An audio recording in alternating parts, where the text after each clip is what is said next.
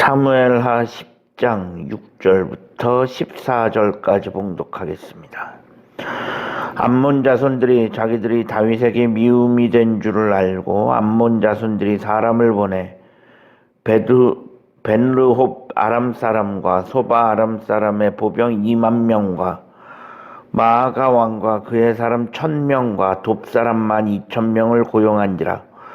다윗이 듣고 요압과 용사의 온 무리를 보내매 암몬 자손은 나와서 성문 어귀에 진을 쳤고 소바와 르홉 아람 사람과 돕과 마아가 사람들은 따로 들에 있더라. 요압이 자기와 맞서 앞뒤에 친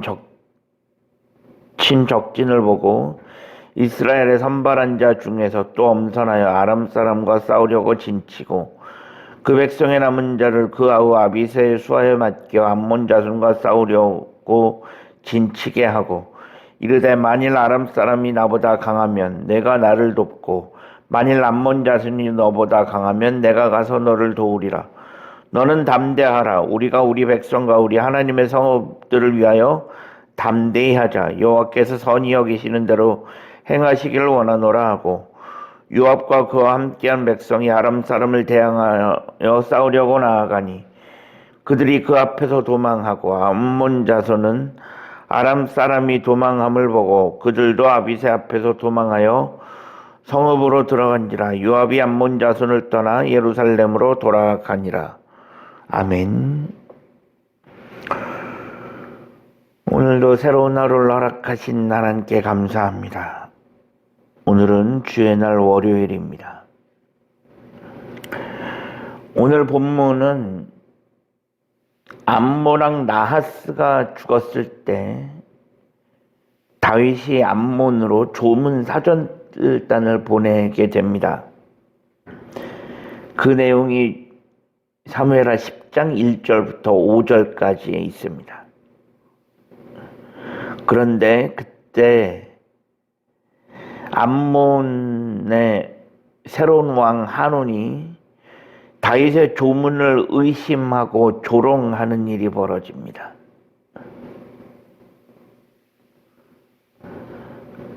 그 일로 인하여 암몬과의 전쟁에 대한 전쟁을 하게 되는데 그것이 오늘 우리가 읽은 본문입니다. 사실 암몬은 예전부터 이스라엘과 밀접한 관계에 있었던 나라입니다.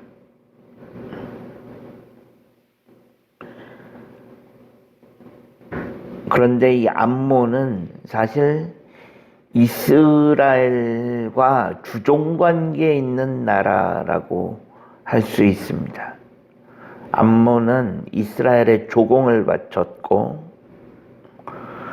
그러면서 사실 암몬은 이스라엘과 주종관계를 맺어온 나라였습니다. 그런데 이제 암몬의 왕 나하스가 죽고 새로운 왕이 세워졌으니 다윗은 암몬의 조문 사절단을 보내면서 암몬에 세워진 새로운 왕과도 이전처럼 관계를 잘 맺어가려는 의미에서 조문 사절단을 보냅니다. 그런데 암몬의 나하스가 죽고 새롭게 세워진 그의 아들 한온 왕은 자신의 아버지인 나하스의 죽음으로 인하여 다윗이 보낸 사절단을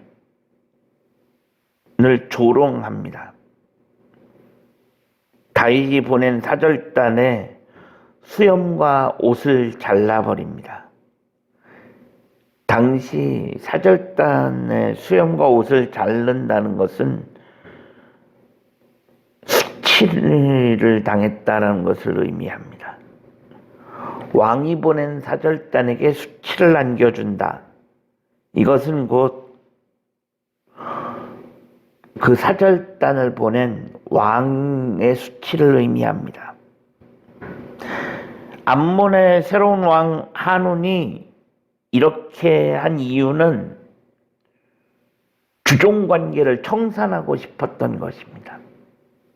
지금까지는 우리가 이스라엘에게 조공을 바치면서 지내왔는데 이참에 이스라엘에게 조공바치던 그런 주종 관계를 청산하고 싶었습니다. 그래서 다윗이 보낸 조문사절단에게 수치를 안겨주고 그것으로 인하여 전쟁이 벌어지게 되는 것입니다. 역사적으로 봤을 때 암몬은 지금까지 이스라엘에게 많은 도움을 얻었습니다. 그래서 여기까지 암몬이 올 수 있었고, 그래서 이스라엘에게 조공을 바치면서 그런 관계를 유지해 왔습니다. 하지만 암몬의 새로운 왕 한운이 등장하면서 지금까지 이스라엘에게 도움받은 거 그런 거 우리는 모르겠다. 지난 일 다 잊고 이제는 이스라엘과 대등한 관계를 갖겠다. 그래서 이스라엘과 맞서 싸우려고 한 것입니다. 그런데 암몬이 혼자 힘으로 이스라엘과 대항하는 게 쉽지 않아 보이기 때문에 주변에 있는 사람들에게 도움을 요청합니다. 그래서 오늘 본문에 보면 암몬이 아람 사람들과 연합하여 이스라엘과 전쟁을 하는 모습이 기록이 되어 있는 것입니다. 그만큼 암몬은 지금 어떻게 해서든지 이스라엘과의 주종 관계를 청산하려고 하는 것입니다.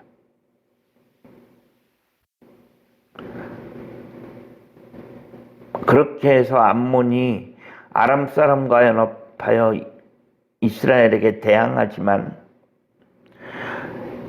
결국에는 이 전쟁은 이스라엘의 승리로 끝나게 됩니다. 이스라엘은 이 전쟁에서 승리함으로 인하여 주변국들에게 점점 더 두려운 존재로 성장하게 됩니다. 즉, 이스라엘은 다윗이 즉위하고 있는 동안은 블레셋은 물론이요, 주변에 있는 그 어떤 나라도 쉽게 이스라엘을 건드리지 못하게 되는 강대국이 되어집니다. 그렇게 해서 다윗이 다스리는 이스라엘은 점점 평화와 안전을 확보하게 되어집니다. 결국 이스라엘이 다윗이 즉위하는 동안 이렇게 전쟁마다 승승장구하며 평화와 평안을 누릴 수 있게 되었던 것은 모두가 다 하나님의 손에, 하나님으로 인한 것이었습니다. 다윗이 일마다 때마다 하나님께 물었고 하나님과 함께함으로 인하여 하나님께서 이스라엘에게, 다윗에게 승리를 주신 것입니다. 전쟁은 하나님의 손에 달려 있습니다. 진정한 평화는 하나님께서 주시는 것입니다. 우리는 이것을 절대 잊어서는 안 될 것입니다. 최근 남북관계가 다시 냉전 상태로 접어들고 있습니다. 북한은 또다시 도발을 하기 시작했습니다. 물론 이 땅에 그렇게 쉽게 전쟁이 일어나지는 않겠지만 그래도 우리는 무조건 안심하고만 있을 수는 없습니다. 결국 이 땅의 평화도 하나님께서 주셔야 하는 것입니다. 이 땅에 하나님께서 주시는 진정한 평화가 임할 수 있기를 간절히 소망합니다. 그래서 더 이상 이 땅에 전쟁의 위협이 없이 하나님이 주시는 진정한 평화를 누리며 살아갈 수 있는 우리 모두가 되어줄 수 있기를 주님의 이름으로 간절히 축원합니다. 기도하겠습니다. 하나님 감사합니다. 지난밤에도 편안한 쉼을 주시고 오늘도 새로운 날을 허락하신 하나님께 감사합니다. 이 땅에 진정한 평화를 주시고 이 땅에 전쟁 위협이 사라지고 하나님이 주시는 진정한 평화를 누리며 살아갈 수 있는 이 민족이 되어줄 수 있게 하여 주옵소서. 우리 구주 예수 그리스도의 이름으로 간절히 기도합니다. 아멘.